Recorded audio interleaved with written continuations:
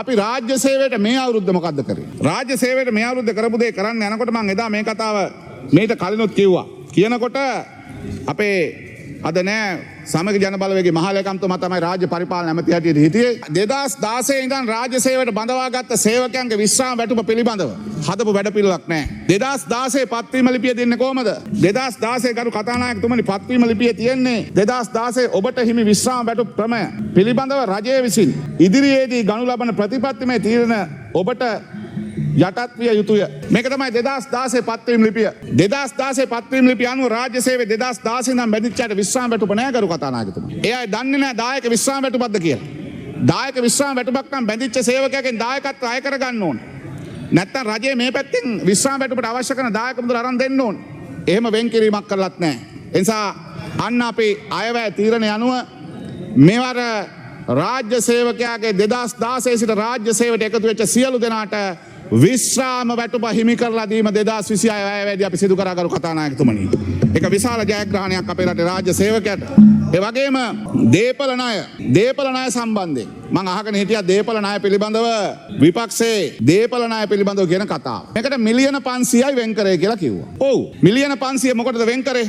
අපි දෙනවා දේපල ණය නැවත ලක්ෂ 30ක් දක්වා. දේපල ණයට රාජ්‍ය සේවකයන්ට ලබා දෙන දේපල ණය පොලී කොටස 104ක් අපි දෙනවා. එයාට ලක්ෂ 50ක් දක්වා ගන්න පුළුවන්. ඒ ලක්ෂ 50 ගන්නකොට පළවෙනි ලක්ෂ 30ට 104කුත් දෙවෙනි ලක්ෂ 20ට 102කුත් දෙනවා. ඒ නිසා කෙනෙකුට ලක්ෂ 30ක් නම් ගන්න ඕනි. අද වෙනකොට 108 පොලියට 7 පොලියට දෙනවා නිවාස ණය. ඒ නිවාස ණයෙන් පොලියෙන් 104ක් ගෙවනවා ආණ්ඩුව. ඒ ගෙවන මුදල වෙනුවෙන් තමයි මේ මිලියන 500 වෙන් කරලා තියෙන්නේ. නැතුව ණය දෙන්න නෙමෙයි. ණය දෙන්නේ බැංකු 104ක් රාජ්‍ය සේවකයන්ට දෙනවා. ඒ වගේම తాවකාලික සේවකයන් ස්ථිර කිරීම පහුගිය රජයන් කරේ විවිධ තැන්වල හිටපු කොටස් වෙන් කරලා තමයි ස්ථිර කිරීම කරේ. හැබැයි මේ වෙනකොට අපි ආණ්ඩුව තීරණය කරලා තියෙනවා. తాවකාලික පදනමේ හිටපු තැන් වල රාජ්‍ය ආයතන වල ඉන්න සේවකයන් 9800ක් ස්ථිර කිරීම මේ අවුරුද්දෙත් අපි සිදු කරනවා. ඒ වගේම රාජ්‍ය සේවයේ වැටුප් වැඩිවීම මේ අවුරුද්දෙත් දෙවනි කොටස හම්බ වෙනවා. අන්න කීයක්ද?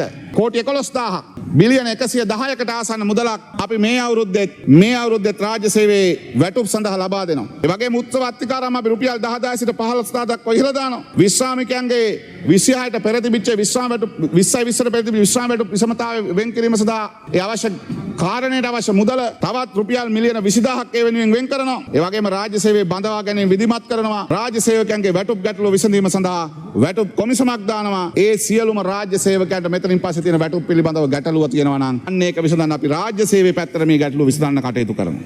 ඒ නිසා අපි රජයක් හැටියට ඒ ගත යුතු සියලු තීරණ අරගෙන තමයි මේ කටයුත්ත සිදු කරමින් යන්නේ.